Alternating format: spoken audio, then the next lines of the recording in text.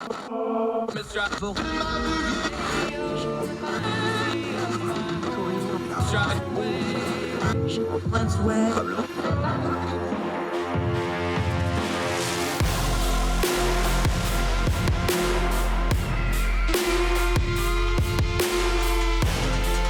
your host, Andrew Donaldson. This is Heard Tell. Welcome to May, folks. It's our Tell Show. I'm Andrew Donaldson. It's the second day of May. Year of our Lord 2022 continues to roll along. You realize we're almost halfway through this thing already. Isn't it amazing how fast time flies? Hope you had a great weekend, and we hope you and yours are well wherever you are. Thank you for joining us and giving us the most precious thing you have, your time. Covering a lot of different things on the show today. Going to try to turn down the noise on a couple of different items. One is we keep seeing these videos of the Russian tanks in Ukraine with the turrets blown off. There's a reason for that, and it's not just mechanical, it's also ideology-wise. We'll explain that in just a little bit. We're going to finish the program with a happy note. 105-year-old World War II vet out in Wisconsin is having a little party with his friends. 3 people, 100 years old in this one little Wisconsin town. Must be something in the water up there. We'll celebrate them a little bit. Also, remember the Amazon warehouse that was destroyed by tornadoes in Illinois. We're going to review that. OSHA has made a finding in that. We'll talk about that in just a little bit. But first, we need to talk about our wonderful guest. She is back. We always enjoy talking to her, Gabriella Hoffman. We're going to talk some conservation today. Conservation, environmentalism, where those two clash. And in a lot of cases, they clash where they don't need to clash. There's some overlap where they could get along if everybody just sit down and talk for a second about it and talk about how that affects things like land usage, putting things in conservatorships, the government taking over lands to protect it. What is good and not good use of land? And is it good and really good conservation to just take land and not use it for anything at all? We'll talk about all these with a great guest, our good friend, Gabriella Hoffman. Excited to talk to her today. But let's start little domestic politics right off the bat. People are still freaking out over Elon Musk and Twitter. And one of the new things about Elon Musk and Twitter that they're getting onto is whether or not Donald Trump is going to be let back on Twitter. Now, again, we covered this on Thursday with our friend RJ Lehman. This deal is not done. Elon Musk is not in charge of Twitter and will not be for some months to come. It's going to take a while to get this deal done. If it goes through at all, I'm still skeptical. We'll see what happens. There's a lot of regulatory hoops that's got to go through this thing. So it's going to be a long time before Elon Musk is actually in charge. But let's just go with the premise for a second. Is Donald Trump going to be let back on Twitter? I don't know. But the freak out over whether he's back on Twitter by the news media is ridiculous. And it's also hypocritical. Our friend Eric Medlin wrote in ordinary-times.com back on Friday about this. Over the weekend on CNN, there was a gentleman who I'm not going to name because he was utterly ridiculous, talking about how Donald Trump had opened the gates of hell with the way he tweeted. Folks, there's some revisionist history going on about Donald Trump and his Twitter account. Donald Trump's Twitter account had a lot to do with him becoming president. It had a lot to do with how his presidency went forward. And you could say it may have hurt him when they took him off Twitter. That's another debate for another day. But let's talk about this revisionist news history for just a second with the news media, because there's a lot of noise about this. Nobody made the news media cover every single thing Donald Trump tweeted. Here's how this works. And I'm guilty of it too, because I was writing with Ordinary Times by then. We would all wake up and you would wait. It was a joke. You could go on Twitter or any other social media platform, and the running joke was the first time the president tweeted something, you go, oh, the president's awake, and then everybody started working. It's because everybody got conditioned to use those tweets as the basis of their news reporting for the day. It made it easy. It made everything go smoothly. It put everybody on a schedule. You could be done with your whole day by lunch. President tweets something ridiculous, or usually 4 or 5 things that were totally off the wall, and there's your content for the whole day. Now, if you're a news media network news program, you would just do as follows. You would have your lead item about whatever the president tweeted. Then your second segment is an expert coming on to talk about what the president tweeted. Then you come back for your third segment, which was a panel discussion talking about what the expert had talked about, talking about what the president had tweeted. There's your first 30 minutes of every news program during the Trump presidency. It made it easy. They loved it. They amplified his tweets. That wasn't all on Donald Trump. It made good ratings. It made good content. It made everybody's life easier. So there's quite a bit of hypocrisy here, talking about how terrible Donald Trump's tweeting did damage to the republic or did damage to media, or pick whatever bugaboo you got on what it destroyed this week. The news media made a conscious decision to amplify those tweets because it was easy and it was profitable and it was good for ratings, and they wanted to do it. They decided to do it.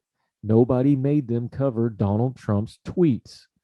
So the hypocrisy level is getting a little bit high here about how Donald Trump's tweeting almost destroyed America. No, it didn't. America's fine.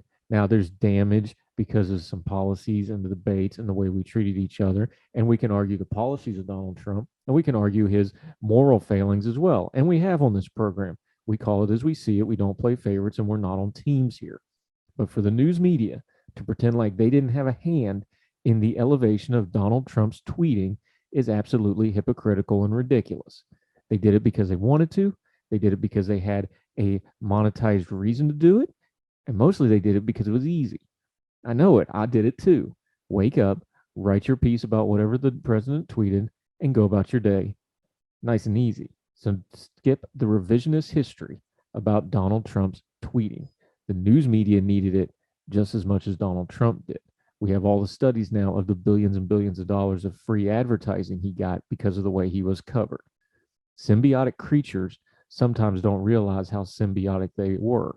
And the news media and Donald Trump were definitely symbiotic creatures. They both got what they wanted out of it. If you feel dirty or you feel ashamed of how you treated the Trump years, looking back on it now, that's on you. That's a you problem. That's not on us. And it's not Twitter's fault. More Hertel right after this.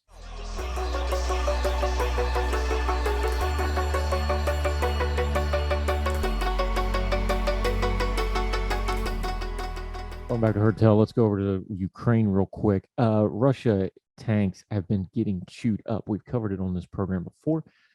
Basically, a small crew of folks can run up with a shoulder-fired weapon like a javelin.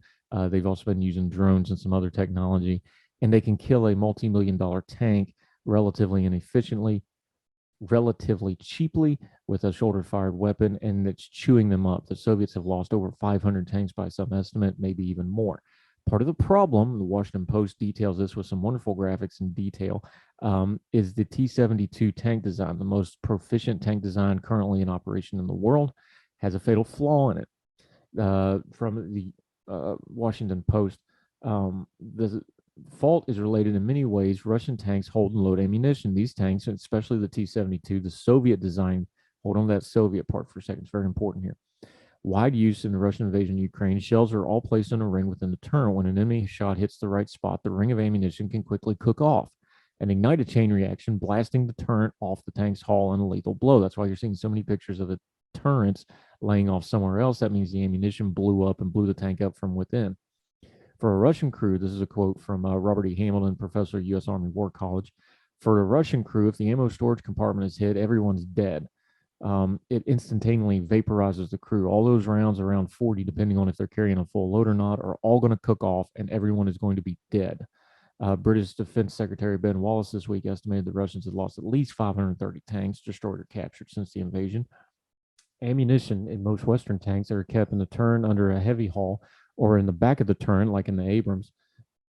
While a turret-placed ammunition storage compartment is potentially vulnerable to a hit, built-in features can prevent the same level of decapitating devastation seen in the T-72. What's happening here, just to cut this down a little bit, like in our Abrams or the German Leopards are the two examples here, the crew door, there's a blast door, and the loader actually manually opens the door, gets the ammunition out, loads it, and the door slams back shut. And then if that compartment is breached, there's blowout panels, and the explosion goes away from the crew compartment, and the crew has a higher chance of sustainability and survival. The T-72 design, they're literally sitting on a carousel of the ammunition underneath them. It's because they use an auto loader. It lets them have a smaller crew. It lets them have a rapid rate of fire. But here's the thing. You can replace tanks faster than you can train a tank crew. Remember, this is a Soviet design. And the Soviet design was people are just as replaceable as the parts and the machinery is. We know that's not true. The American military for a long time has prioritized things like crew survival and the morale and benefit of its troops, and it shows on the battlefield. Things like ideology, like a dictatorial system, like a top-down Soviet system. It matters because it penetrates things like tank development. You may think that's ridiculous, but that's exactly what's happening here. They wanted a piece that was expendable. They think crews are expendable, and they left them vulnerable. And it's killing the Russian troops by the thousands because they prioritized something other than crew survivability. You can take a crew and put them in a new tank. It takes months to train a good tank crew. Ideology matters, and it shows up on the battlefield. And unfortunately for the Russian troops, they're paying for that ideology by the thousands with their very lives. More Hotel right after this.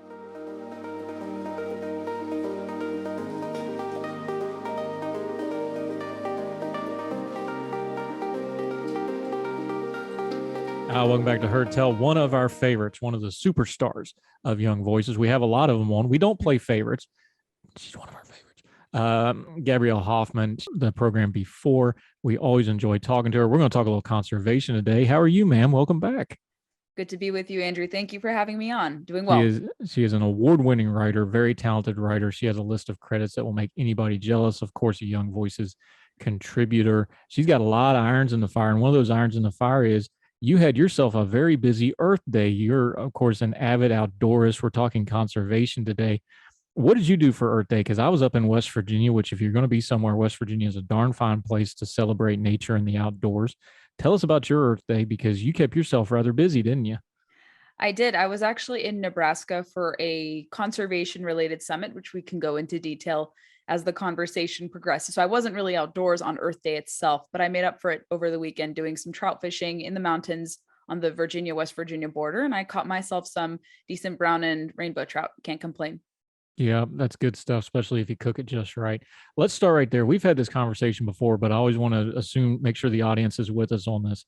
I want to start with the nomenclature again because people use these words and I don't think they put all the full meaning behind them. When we're talking conservation, when we're talking environmentalism as it is currently conducted, especially in the social media realm where we're discussing some really touchy and sensitive issues, kind of define those terms for us a little bit and why conservation is something you've really championed. You have a wonderful podcast, District Conservation. Why is it you take that label, even though you're talking about environmental things, you're talking about regulatory things? Just explain why that term's so meaningful to you and how you've kind of tried to reclaim that term in a lot of ways.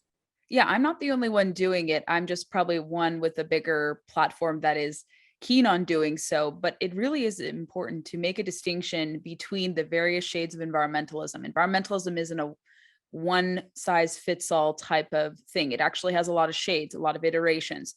I think the best way to describe environmentalism is to put it into two camps. You have preservation, which really discourages kind of human input. It calls for no touching, no development or management of natural resources, kind of like a rewilding of practices. And you see that often on the environmental left, kind of the status quo environmental movement. They really do admonish free markets and capitalism.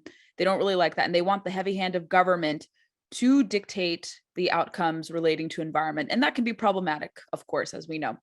Conservation, on the other hand, I think is the more preferable shade of environmentalism that I think most people would agree with and support.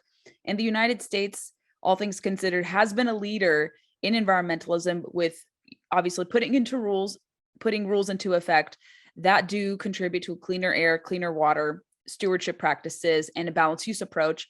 And conservation calls for the wise management of natural resources. Doesn't say no management, but the wise management. And that can include for recreational purposes, whether you're recreating on lands to fish and hunt, or even if you're making a livelihood, such as whether you're doing timber, grazing, farming, cattle ranching, and other related intensive activities that a lot of people admonish and take for granted, especially when they don't know where their food comes from.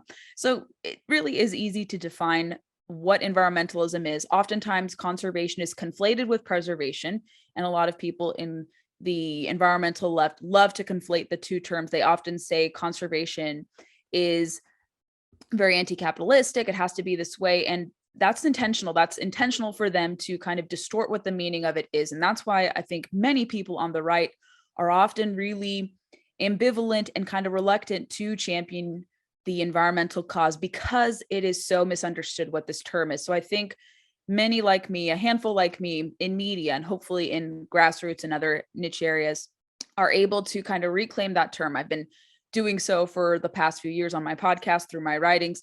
And a lot of people are trying to make the distinction because, like any other charged term, I think the left loves to distort what things are. They distort what disinformation is. They distort what the truth is, or things of that sort. So conservation is really easy to distort if it goes unchallenged. So I think that's kind of the long end of it, but a good summary of what we're dealing with and what we're up against and why conservation has to be accurately portrayed.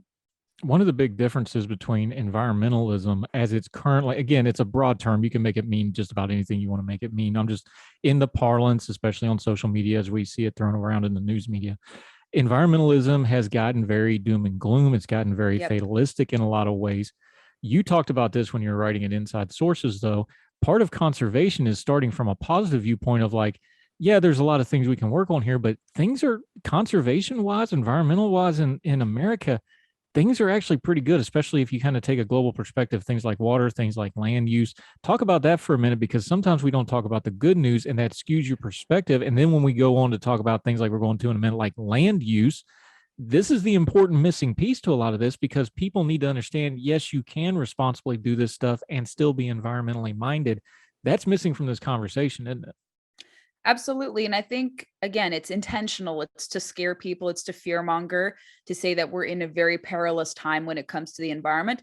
And then when studies come out, empirical data and university statistics or studies that come from universities, it actually points to the fact that maybe not all is awry with the American environmental landscape. A lot of good things have happened. We've rectified a lot of problems that were emanating from the 60s and 70s. Pollution is arguably way down. There's still some problems with it, of course. Water is a lot cleaner today than it was half a century ago. You can drink water, and there are certainly areas across the country where they still have to deal with water crises and all. But I would say overall, most drinking situations, water situations, they're improving or doing a lot better. When it comes to land use and also conserving wildlife, we have a lot more wildlife today than ever before, especially the turn of the 20th century, largely because of hunters and anglers and their contributions through excise taxes paid on hunting licenses, fishing licenses, guns, and ammunition. So we have a lot of things to celebrate. That's what me and Mandy Gunasekara, formerly EPA chief of staff to the most recent Trump EPA administrator, Andrew Wheeler. So we wanted to highlight the positive contributions of the environment because there's a lot to extol. There's a lot of good things. We are reducing our emissions like no other. We're at historic lows of emissions in terms of production for that. People are looking to natural gas and they're looking to nuclear as a way to curb your emissions, but to still have reliable energy and to not be wholly dependent on our adversaries for energy sources. So we wanted to highlight, obviously, the positive things that are happening. And there are many things that are happening. And even outside government, a lot of positive conservation successes, are occurring. We see more and more people voluntarily getting involved to, let's say, clean up water streams, to recover imperiled species, to advocate for different causes more effectively than, let's say, top-down solutions or the federal government will do. We see a lot of private companies and nonprofits stepping up big time. I highlighted in a policy focus with IWF that there are, let's say, 3 examples of voluntary action or market innovations occurring. One being the issue for, let's say, addressing wildfires, high intensity wildfires. There's a nonprofit called Blue Forest Conservation that's putting out a thing called the resiliency bond to help with kind of the funding mechanism shortcomings with respect to funding forest management efforts. And that really is going to start taking off. There's also kind of an alternative to conservation easements called an elk occupancy agreement that is starting to take fold in Montana. That is a project that PERC and I think the Greater Yellowstone Coalition are spearheading. So landowners can protect off certain portions of their land for elk habitat, all the while still maintaining control on their property. So that's something that could be discussed as a alternative to a conservation easement in perpetuity. And then there's also for-profit organizations like For Oceans, which is actually helping to reduce plastics waste happening globally. And they're using the means of the market, not so much the government, to clean up different areas across the globe that are subject to plastic waste. And what they do is they reconvert things and they hand out bracelets or they sell bracelets and other merchandise. And then they promise, like with every purchase, they're going to clean up a pound of waste. So there's a lot of positive things happening that often don't get highlighted, a lot of innovations coming. And I think more and more people are starting to see that government can actually hinder your ability to be incentivized to better the environment. I live in the Washington, D.C. area, as you know, and I actually saw a friend of mine who leans more to the left. He's a fly fishing guide. And this is an area where actually a lot of people, right and left, can agree. He was very dismayed by the fact that the National Park Service is not doing an adequate job of cleaning up fishing areas on National Park Service lands or waters that body. So like right near, Great Falls, there's a lot of fishing near the Train Bridge Road, really good for shad fishing, really good for freshwater opportunities. But those areas are often neglected and people litter there like crazy. So you see people on the right and left saying, we need to address this. Where is the government? Where are the agencies or law enforcement in trying to clean up these areas? So even people who are receptive to more preservationist type solutions are saying, okay, the agency is failing at cleaning and keeping our spaces clean. And that's a problem. I often see litter all the time whenever I go outdoors, especially close to the city. And that's really lamentable. And that's not really a partisan problem, but you just have a lack of regard of surroundings, sadly, among many Americans still. And government compelling you to clean up your area, I think, doesn't incentivize people. People are going to trash and litter, even with government encouraging you to have a cleaner space. So I don't think a lecture from the government is compelling people to make their environment better. So I think market solutions and voluntary action will compel people more so to clean up and leave spaces better off than they found them. Yeah, talking to Gabriella Hoffman, one of our favorites, talking a little conservation and environmental stuff today. I agree with you on that. There's a thread through everything you just said, because when policies are really people, and politics is how people deal with policy. There's a thread through what you just said. You just mentioned a friend of yours a little bit more to your left of you, but you both enjoy fly fishing, so you have a commonality there. I know I have some friends in DC who are very, very progressive on environmental issues, but I also see on their social media they go clean up on the river. Mm-hmm. If I see you cleaning up on the river, I'm going to give you a little bit more hearing on your environmental issues because you're putting skin in the game.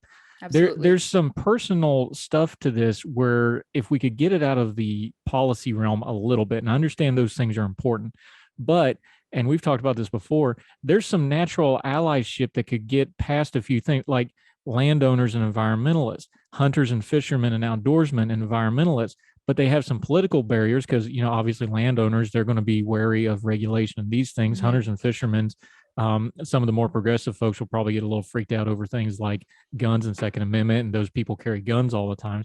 But if you could get past the political stuff, there's a ton of overlap there if you could just kind of get the conversation going, isn't there? Absolutely. I've seen this firsthand in recreational fishing, in the outdoor industry, on many occasions. And I think it's possible. The reliance on using policy to change environmental outcomes, I think, is going to become an outdated model. And like I said, I think people on both sides of the political spectrum are going to see the shortcomings with trying to deal out policy to think that it's going to rectify a problem. Also, just putting a lot of money towards something, much like in education, where you pump in money and you're not getting a return on investment, or education languishes and doesn't improve. I think the same can also soon be, applied to conservation. Anytime you pour money into a problem, it's going to get subject to fraud and waste, and you're not going to see those monies distributed fully and used to their fullest potential.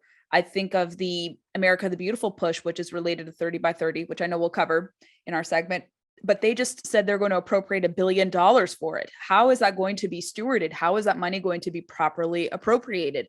I have concerns about that. It's not because I want to oppose the Biden administration at every turn, although I do largely disagree with their agenda, but we have to call into question, okay, all these monies, which are not really discretionary spending that's supposed to be, funded every year, where are these extra funds coming from? Is it going to be subjected to waste and fraud? Is it going to be properly used? So I think people are realizing the shortcomings of regulation and just putting money anywhere into an issue and not knowing where that money is going to, and the lack of stewardship that can come with it. So I think people will look and crave for alternatives where there's not so much waste going on, and that we can fix things quickly without relying on government regulations to change anything now, like a regulation, because there's a lack of NEPA reforms that are sadly not transpiring. It'll take years to, let's say, have certain projects come to a foot, to have certain laws have red tape cut from them. So I think people will see, oh gosh, I can't change this. Like, what's going on? We're not hearing from our lawmakers. It's complicating ways. So people can find, I think, alternatives and use innovative approaches to address problems without the purse of government. I'm really, really optimistic on that front. And I think with just the butting of the heads between the federal government and the states and localities, I think everyone, regardless of politics, will see that the federal government is not doing a good job executing conservation practices, and that they're largely going to incline to preservation practices and be beholden to special interests who don't want them to, let's say, practice wildlife conservation or to have balanced use or energy development that can be safe and properly executed. Yeah, talking to Gabriella Hoffman, we come back. We're going to get into some of those issues, especially that stewardship term. That's an important one. We'll delve into that a little bit. We're going to talk about land usage, the 30 for 30 program, conserving 30% of lands, 30% of waters by 2030. Is that an adequate goal, or is it an arbitrary number that's going to wind up with a lot of money and not a lot of effort? Going to continue our conversation with Gabriella Hoffman, one of our favorites, Young Voices contributor, talking a little conservation today, and we'll continue to do so right after this on Herd.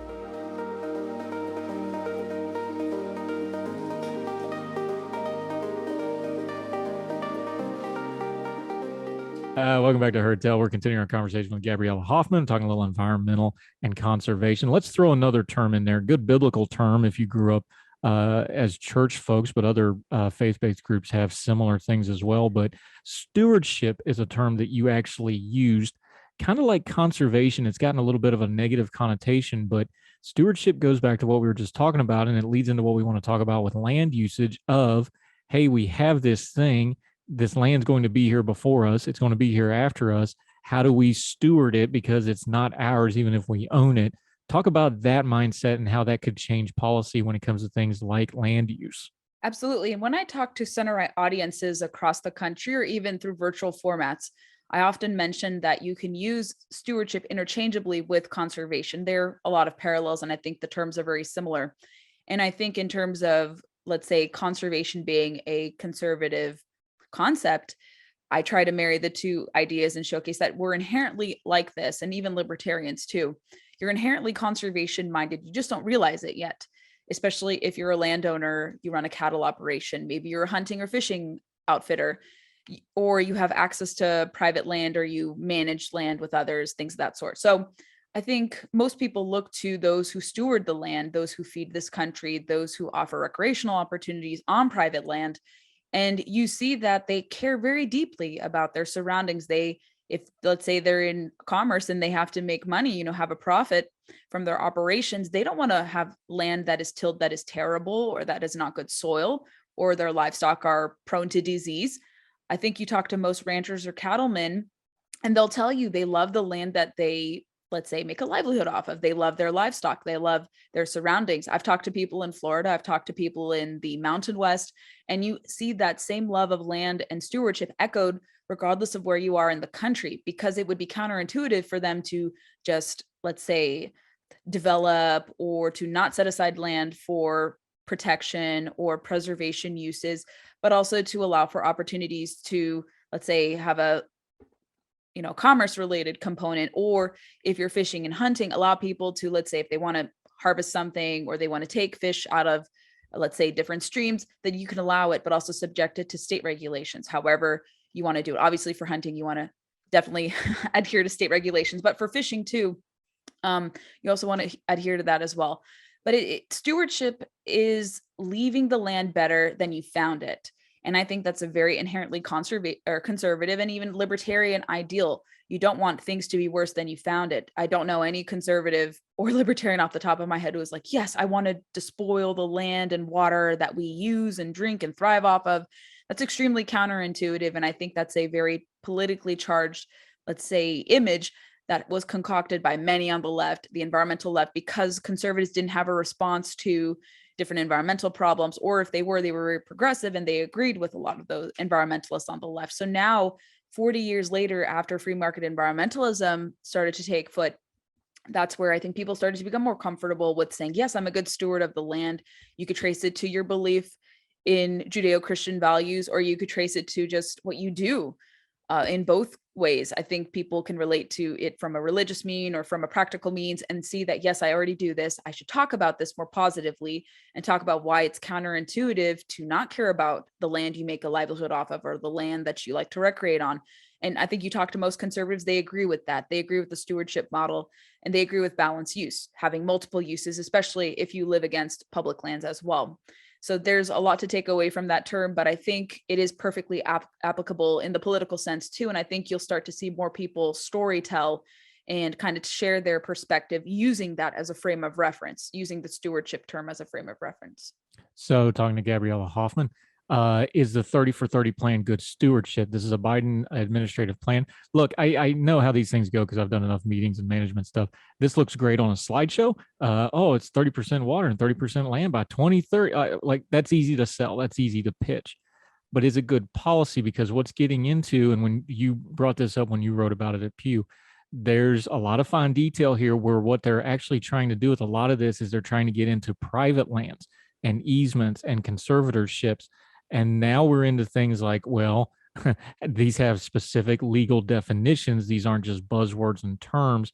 Is this good use of land? And then we're right back to where we started with this conversation. What does that word conserve? Conserve. Does that mean use it at all? Does that mean no use? This stuff seems to keep running on a loop right back to this. So turn down the noise on that 30 by 30 buzzword and tell us what you actually think of this program. Yeah, I'll give some context for your listeners briefly. This initiative was actually kind of globally discussed before Biden came into office. They were pushing this in 2020. They were holding a summit in China about this issue. So this didn't just come out of thin air. This is largely an idea to get the global community on board this. So when you see that, it's a little, it gives off a little bit of sirens in your mind. But besides that, so Biden said in his first executive order on climate early on to his administration that they want to push this idea of 30 by 30, conserving 30% of public waters and public lands by 2030. Sounds great. And upon announcement of it, a lot of people were starting to question, like, why 30 by 30? Could this be extended to 50 by 50? What is conservation defined as? They started to hear public opinion say, okay, maybe this phrasing is not good. So let's rebrand it as America the Beautiful. And once their report was released in May, stemming from the executive order that came out in June of 2020, you started to see little mention of 30 by 30. It was more so branded as America the Beautiful. We're going to get sportsmen and women on board. We're going to respect private property rights. And it sounds great. It sounds hunky-dory. But you read through the America the Beautiful plan, it's maybe a couple pages, I think maybe a few dozen pages. And I was reading through the specifics about it, and certain alarms went off in my mind. Yes, they say that they're going to respect voluntary action. They're going to respect landowners and hunters and anglers, and they recognize their role in conservation. But to me, it sounded like they're going to give preference to certain special interest groups more so. They didn't define what conservation is, like you said. Any management to be done, no management, what is it going to look like? And then also when they talk about the percentages, I think the Department of Interior claimed, and I wrote about this at IWF in a fact check, Unicorn fact check, and they claimed that only 12% of lands is conserved or protected, much like only 23% of oceans and water. So when you go to the US Geological Service, where they pulled this information from, they concluded if you include like 3 tiers, there are like 4 measures or 4 tiers, and they only do like 1 or 2 tiers. I also factored in 3 tiers, close to 4 tiers. And when you account for that, lands that are sectioned off to any use, multiple use especially, the number comes out to over 40%, 40.6% of BLM land, Forest Service land, U.S. Fish and Wildlife Service land, and other public lands that are off limits to multiple uses. So why are they putting out conflicting numbers? Why are they very selective about what is conserved and what is not conserved? And so when they're going to be, let's say, questioned on that, how are they going to respond? That they're only selectively applying data that is perfectly available on the government's website. So for my concern with it, I don't like that they're putting misinformation about what percentage of lands is actually conserved. And then you read through the plan, they talk about 30-30 is just a bare minimum. They could say 50% of waters and lands by 2050. They said it's at a minimum. The potential could be even more. So knowing the government, they'll have the potential to say, we're not really content with this goal. Let's do more. And then they say that this is not only going to be exclusive to public lands and public waters. They say we want to incentivize landowners to set aside lands and waters for so-called conservation uses. And when I hear that the government is going to incentivize people, this is on page 10 of the America the Beautiful plan, alarm bells go off for me again. Government shouldn't be incentivizing because it'll come with strings attached. What limits will you have? Let's say if you put your land in a permanent conservation easement, or you sell your land entirely, not even as a conservation easement, but you decide to set it aside for rewilding purposes or a wilderness area. Are you going to have any control over your private property? Are you going to have any say? Or the government is going to just basically take it from you and you'll have no say over it instead of a shared kind of responsibility between that. So when it comes to the private element, a lot of people are very concerned. I was in Nebraska, as I alluded to earlier in the program, at this 30 by 30 Stop 30 by 30 summit hosted by Governor Pete Ricketts and an organization called American Stewards of Liberty. Naturally, of course, some opponents of their efforts, supporters of 30 by 30, one in particular, the Center for Western Priorities. There's so many of these acronym alphabet type organizations that sound great, but actually have dubious kind of meanings behind their organizations. But this one group, they put me on their list of disinformation artists on 3030, although I'm taking information from the federal government, which is funny. They call anything they dislike disinformation, and that's getting quite tired. I think a lot of people are not, let's say, giving into that kind of descriptor as often. But I attended this conference. This was not some tinfoil hat affair. These people were very serious about land stewardship. The governor of Nebraska argued that Nebraska already does conservation in its own fashion and that they don't need the government coming in to tell them how to best steward their land. So I loved the fact that Governor Ricketts had talked about Nebraska does a model. Every state has a different conservation model, and that they don't need top-down interference or top-down, let's say, recommendations to come in and tell states how to manage lands more effectively. And 14 other states had signed on to Governor Ricketts' letter opposing this initiative because, like I said, the lack of clarity in terms of what conservation means, whether or not it is acceptable to have land, let's say, in a permanent conservation easement, and also for recreational purposes. I talk about this from a recreational purpose. What happens when you protect or claim you're going to protect lands? Does it lead to the subsequent cutting of access? And I hearken back to, and I explained when I spoke at the summit myself, I'm concerned about the recreation component to it, to public waters and public lands. Especially California passed a very similar law with respect to recreational fishing or marine life protection. It's called the Marine Life Protection Act of 1999. I remember growing up in California, hearing about this law and hearing announcements that they're going to limit your ability to recreationally fish from Santa Barbara, California, all the way down to San Diego, because they said there was overfishing. I saw some analysis recently from a coalition of sport fishing groups, which represent recreational saltwater and freshwater angling interests, especially saltwater. And they concluded that this policy had no effect on limiting, or very minimal effect on limiting, overfishing under the guise of protecting these marine areas. What it did subsequently do when it was enacted under the guise of protections, it hurt this multi-billion-dollar industry, and it also cut off opportunities to recreationally fish because they said interference from recreational anglers would lead to biodiversity loss with respect to fish species. So we see laws like this that sound very positive, that sound great, that have a greater meaning. They get enacted, and it's really hard to regain access, especially on the public front, when the government more so explicitly defines that a public area is going to be off limits or the protection will kick off people. And that is not how public lands laws are supposed to work. You're supposed to be enhancing access, not discouraging it under the guise of protection. And so, like you had alluded to, Andrew, when government often intervenes, it can come at a loss of people's livelihoods and even their public lands access. And I talked about this for Deseret News when I wrote an op-ed for Young Voices a few months ago about national monuments. It's a very similar principle that sometimes these public land laws, they sound great and they may be great in principle, but when implemented, it causes people to not have the same access opportunities. You're supposed to have access on public lands and public waters. If you don't, what's the point of having these laws that allow for it? It's the old saying, there's nothing so close to eternal life as a government program. Probably goes double for conservation easements as well. Gabriella Hoffman, you know this stuff backwards and forwards. It's good to talk conservation. We're going to keep talking about this because I love conservation. I come from a beautiful part of the country that has had to fight this, from the government to coal companies to everything else. And we just got a national park. So this stuff's right in my backyard right now, because folks kind of figuring out what that means, where the federal land starts. But, this stuff's all got to be worked out, even though it got drawn on a map. There's some practicalities involved.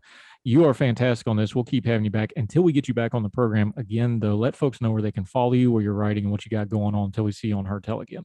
Sure, youngvoices.com. I'm also a regional leader now, so I'll be covering the Northeast and Mid-Atlantic. So anyone interested in applying for the program from West Virginia, Virginia, and up, let's talk. I would love to see your application go through the Young Voices program.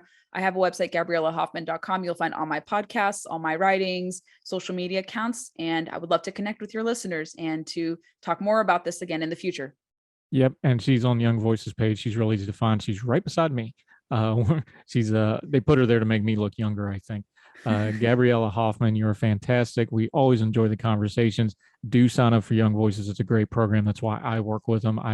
The quality of people is superb. Definitely do that and reach out to her. Thank you so much for your time today. Always appreciate it. Thank you, Andrew. You too. Yes, ma'am. Thank you.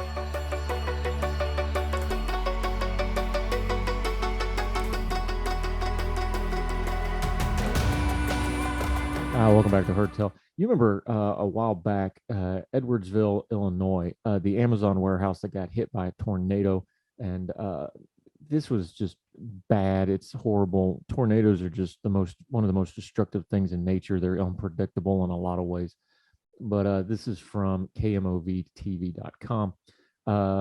Federal investigators have told Amazon they need to do more to protect employees after the Edwardsville tornado disaster. Tuesday, the Occupational Safety and Health Administration announced Amazon's severe emergency procedures met minimal federal safety guidelines for storm sheltering. The organization is calling on Amazon to make improvements to protect workers and contract drivers in future emergencies. These tragic deaths have sparked discussions nationwide on the vital need for comprehensive workplace emergency plans, said OSHA's regional administrator William Donovan in Chicago. Employers should reevaluate their emergency plans for the safest shelter-in-place locations and prepare before an emergency to ensure workers know where to go and how to keep themselves safe in the event of a disaster.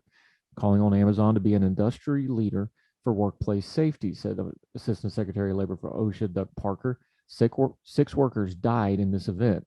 It was a tragic event that in and of itself should be a wake-up call to employers. OSHA's hazard alert letter recommends the following areas of improvement: ensuring all employees provide ground training. Here's the thing. I've spent a large portion of my adult life in warehouses, loading docks, and similar type facilities. That's how I put food on the table for many, many years. Warehouses are uniquely prone to something like a tornado because by their design, they have to be big open buildings. They're usually metal frame buildings, which means if something like a tornado hits them, they're going to be toast really fast. That's not even really anybody's fault. That's just the nature of the beast. Here's where it does get into something important, though. Folks know when there's a really bad storm. When you're a manager, and I've been there, it's hard to shut down production when you're in that go, go, go mentality, especially at a company like an Amazon, where you're trying to push out what you're doing and you're working and you're struggling and it's go and there's pressure and there's deadlines. It is incumbent upon the management and the leadership to always remember that your number one priority is the safety of your people. Now, the company met minimal safety standards, and there are some politics involved here because Amazon's the biggest dog on the block, which means the government's going to focus on them, and the media is going to focus on them anytime there's something going on because there's all kinds of stuff, and they're just a big company right now. So they're going to take all the slings and arrows. But they do deserve a little bit of blame here for a few things. Minimal standards, when you're the biggest company in the world, probably isn't good enough. And as soon as there's a bad storm or bad weather or whatever the case may be, and you know there's the potential for something, no matter how hard it is, no matter how much money you lose, no matter how much the regional bosses or the overhead bosses get mad, when it gets bad, you got to shut down and take care of your people. I've had it happen. I've been there. I've made that call. I've gotten the phone call from the regionals like, why are you shutting down? And I'm like, it's not safe. We're shutting down. We're going to shelter in place. As soon as it's safe, we'll go back to working. I've had those conversations. I've had those phone calls. Sometimes they get mad if you have somebody that doesn't understand. If you got good management, they'll completely understand that you shut down. You got to take care of your people. Buildings can get rebuilt. Trucks can be replaced. People, not so much. It's incumbent on the places that we work that they take care of us as people. And conversely, it's incumbent on us as managers and as employees to make sure we're giving good information to the company like, hey, this ain't safe. We're going to stop. I understand that's a tough call in a lot of places, but it's the only call because you can't replace somebody that died or got permanently injured.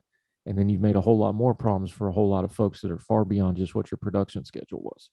More Heard Tell right after this.